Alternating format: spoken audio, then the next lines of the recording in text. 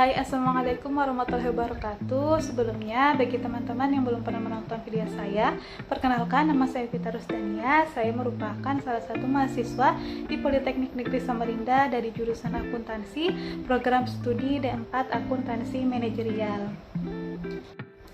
Nah, jadi kehadiran saya di sini ingin menjelaskan beberapa materi terkait akuntansi manajemen lanjutan yang diampu oleh dosen saya, Ibu Varianti SEMSI, dengan judul Keputusan dari Investasi Modal.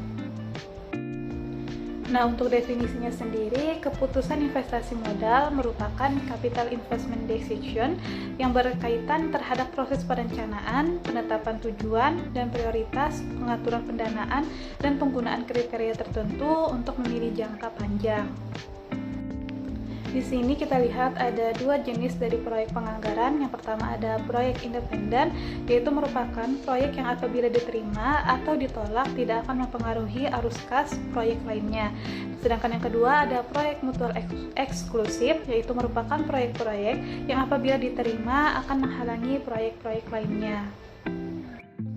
Berikutnya di sini kita akan bahas terkait periode pengembalian dan tingkat pengembalian akuntansi atas usulan investasi, peranan dalam keputusan investasi modal. Nah, dalam model keputusan investasi sendiri, modal dasar dapat diklasifikasikan menjadi dua kategori. Yang pertama itu ada model non-diskonto atau non-discounting models, yaitu mengabaikan nilai waktu berdasarkan uang atau time value of money. Sedangkan yang kedua itu ada model diskonto atau discounting models, yaitu mempertimbangkan secara eksplisit. Selanjutnya di sini ada dua model non-diskonto. Yang pertama ada periode pengembalian, yaitu waktu yang dibutuhkan oleh perusahaan untuk memperoleh kembali investasi dari awalnya. Di sini ada rumusnya, yaitu ada periode pengembalian sama dengan investasi semua atau arus dibagi dengan arus kas tahunannya. Selanjutnya yang kedua ada tingkat pengembalian akuntansi, merupakan modal non-diskonto yang mengukur pengembalian atas suatu objek dalam kerangka laba dan bukan dari arus kas suatu proyek.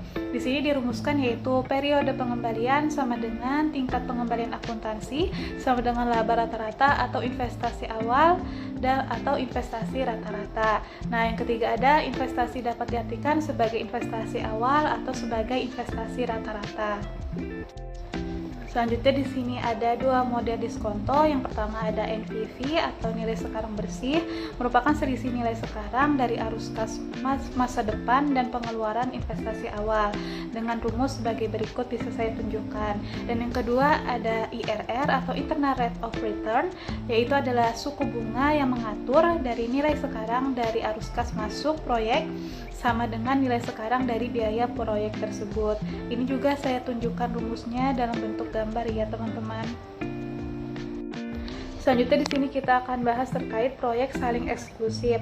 Di sini dikatakan bahwa berfokus pada proyek independen karena kebanyakan keputusan investasi modal berkaitan dengan proyek saling eksklusif. Selanjutnya yang pertama NPV mengasumsikan bahwa setiap arus kas yang masuk yang diterima diinvestasikan kembali pada tingkat pengembalian yang diperlukan. Sementara IRR mengasumsikan bahwa setiap arus kas yang masuk diinvestasikan kembali pada IRR yang dihitungkan. Jadi itu ya perbedaan antara NPV dengan IRR itu sendiri dalam proyek saling eksklusif ini. Selanjutnya untuk IRR sendiri itu dibagi menjadi dua bagian lagi, yaitu IRR dengan arus kas seragam, yang mana karena rangkaian arus kasnya seragam maka faktor diskonto tunggal dan tampilan dapat digunakan untuk menghitung nilai sekarang atau anuitas tersebut sebagai faktor diskonto dan CF sebagai arus kas tahunan, sehingga rumusnya sebagai berikut, yaitu DF sama dengan I atau CF sama dengan investasi atau arus kas tahunan. Yang kedua itu ada IRR dengan arus kas tidak seragam, yang mana jika arus kas tidak seragam maka persamaan harus digunakan untuk kasus beberapa periode. Persamaan dapat dipisahkan melalui teknik coba-coba atau dengan menggunakan kalkulator bisnis atau program spreadsheet. Kemudian ada mengubah arus kas kotor menjadi arus kas setelah pajak. Yang pertama itu ada arus kas awal yang diperlukan untuk mendapatkan aktiva proyek. Arus kas keluar bersih tahun 0 atau sama dengan biaya tunai awal adalah selisih-selisih antara biaya awal proyek dan setiap arus kas masuk yang secara langsung berhubungan dengannya.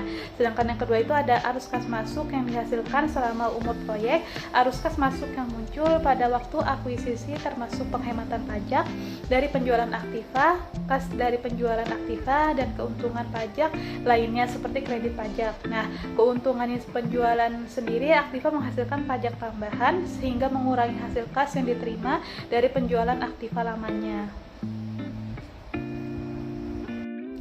Nah, di sini ada dua metode juga dalam analisis investasi modal. Yang pertama ada metode laba, merupakan pendekatan laba untuk menentukan arus kas operasi dapat dipecah kembali untuk menilai pengaruh arus kas setelah pajak dari setiap kategori individu terhadap laporan laba rugi. Dengan keterangan sebagai berikut, yaitu CF yaitu arus kas setelah pajak, NI yaitu laba bersih setelah pajak, dan NC berupa beban non kas. Selanjutnya metode yang kedua ada metode dekomposisi, yaitu menghitung arus kas operasi dengan menghitung arus kas setelah pajak untuk masing-masing item dalam laporan laba rugi tersebut.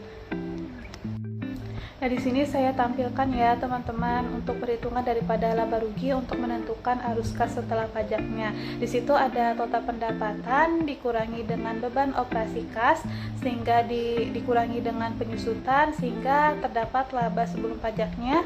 Lalu ada pajak penghasilan dikalikan 40%, kemudian dari hasil tersebut laba bersih sebelum pajak dikurangi dengan pajak penghasilan yang sudah dikalikan sehingga mendapatkan laba bersihnya.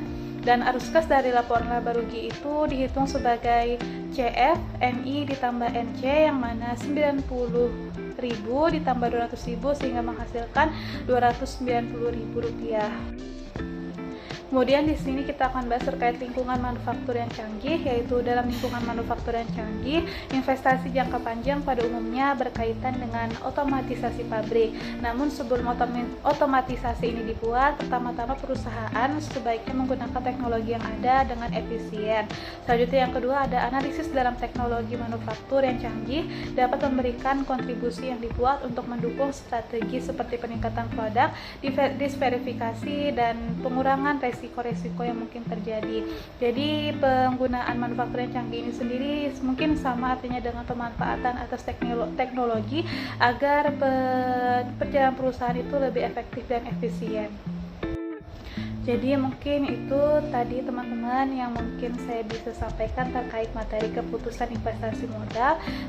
Kurang lebihnya saya mohon maafkan jika ada salah-salah kata. Saya pamit. Wassalamualaikum warahmatullahi wabarakatuh dan terima kasih karena sudah menonton.